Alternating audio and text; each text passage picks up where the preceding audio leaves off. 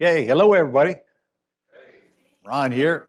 We are doing something a little special today because you've submitted questions and I am in front of my commercial boot camp right now with a bunch of people that are getting educated on commercial property, and we got even more than those watching us online while we're here live. So I decided to let my class answer the questions today and see how much they've learned by hanging around me. So who's going to read the questions? You, Nick? Yep, I can do that. All right, go ahead with the first one. All right, first question is from Anna in Virginia. She said, Okay. I see in the terms course, there is a notice of real estate option agreement form. Yes, It states that it should be used to record a notice that you have an option to buy. correct. It also says to get signed with option. Is this Yes. the only option form there is? Does it have to be recorded prior to closing with the buyer? All right.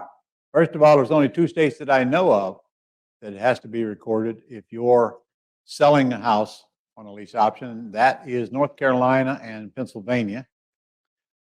Other than that, it does not have to be. I do not record it because it just puts a lien on the house, basically, that says that I have an option, so they can't sell it, and whoever is buying it's going to have title insurance. Title insurance will find it, and they'll block the sale until it gets settled or satisfied. I don't use it, but you need to check with your closing attorney where you live. And as far as the form goes, it don't make any difference what form. If in fact it is required, your attorney will pull out the right form and get it recorded for you. You don't record anything. You close with an attorney. It's up to the attorney to know what needs to be recorded. And never record the lease option agreement itself. Just record the memorandum because it does not disclose the deal. All right. And the second question is, how do I go about optioning a free and clear house? The seller does not want a tenant buyer installed. Then that just requires an option agreement, not a lease option agreement. That means you have the option to buy it, but you don't have the option to occupy it. There's an option agreement on the Gold Club site just for that. Are you going to answer all the questions or? Oh, I'm supposed to be letting them answer.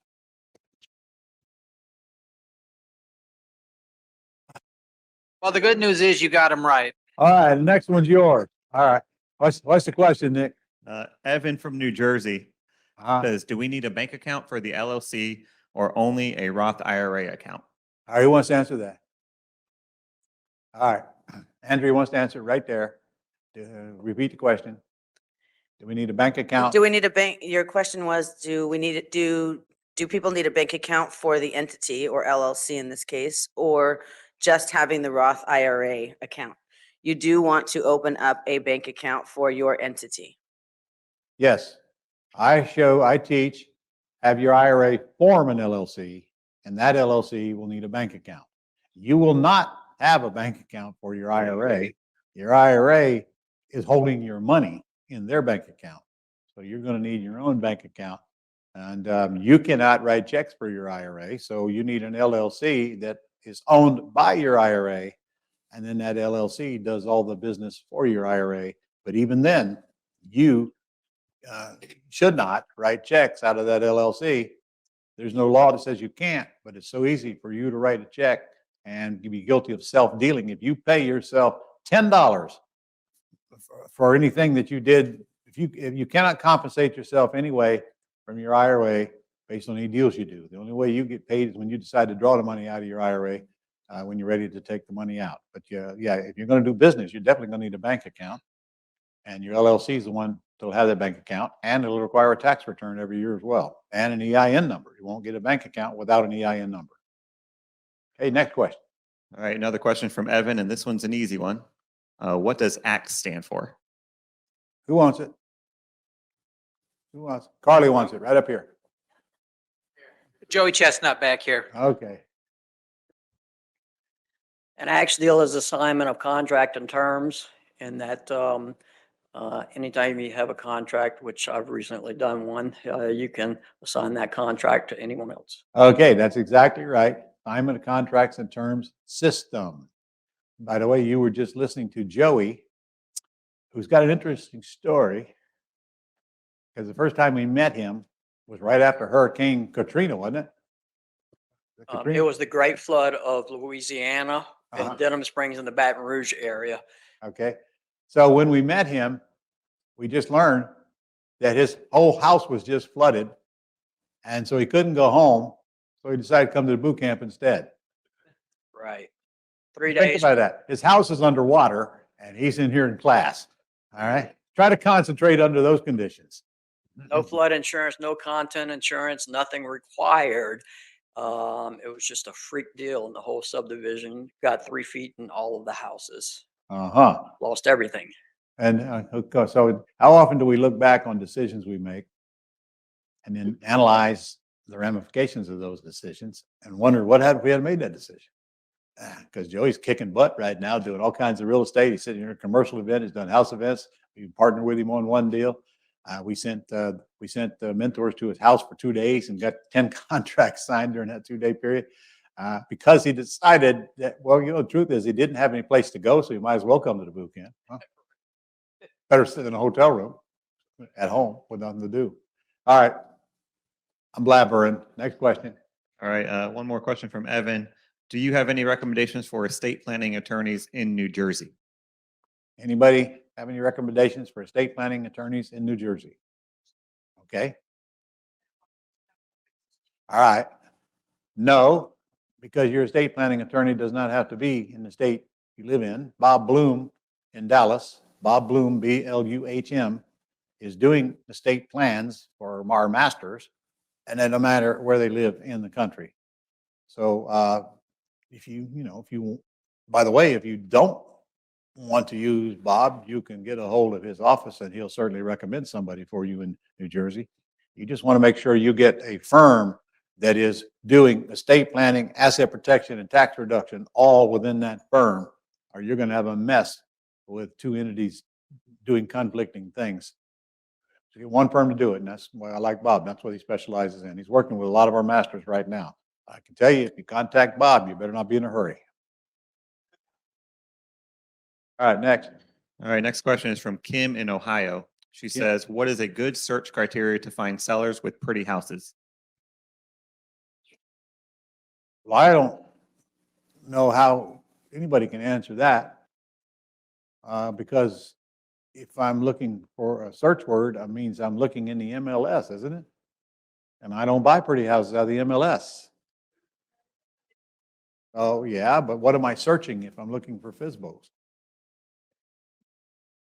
They're advertised online. What exactly am I searching for? So I'd have to have more clarity on That's that a good question. criteria to start with is for sale by owners. So that's a good criteria to start with. But where am I searching? I mean, you usually recommend the areas in your town that you would want to live in. Am I searching for properties that are online for sale by owner? Is that what I'm searching for? She doesn't say search engine. She just says search criteria in general. What type of houses are we looking for? The ones that are advertised online that are for sale by owner. All of them. Would you have a minimum number of bedrooms, bathrooms? I square don't have a footage? minimal number of anything. I'll look at anything that's online that has a for sale by owner sign in front of it.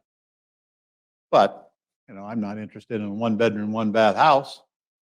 I'm not interested in a 650 square foot house. But that's not the issue. You don't even really, if I'm searching online, they're all right there and I got all that parameters right there. But I don't know that you can just go on the internet and plug in criteria like that. There has to be search engines attached to sort out that information.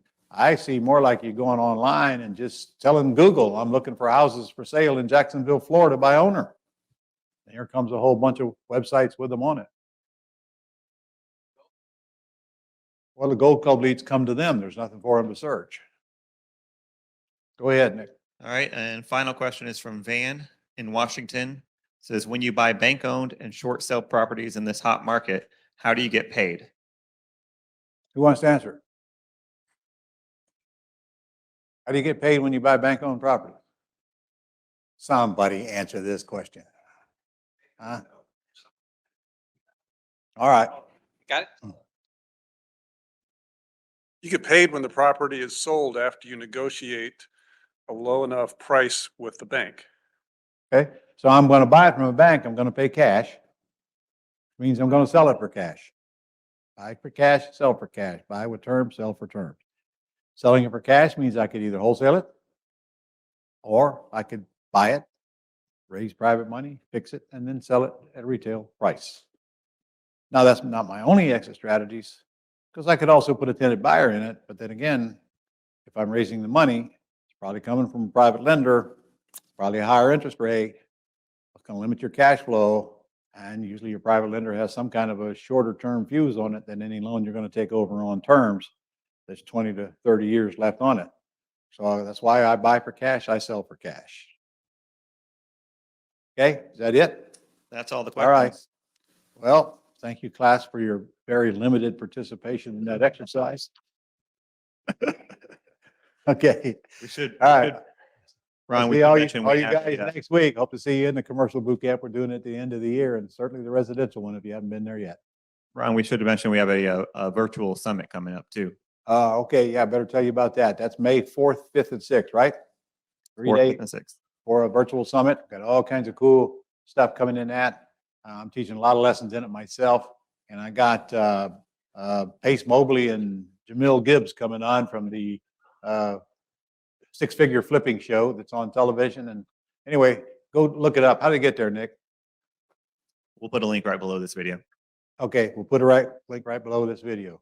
And by the way, it's free. So I hope you like the cost. But there is a VIP package. Check that out as well, because it's a ton of stuff for a VIP package. All right, see you all next week.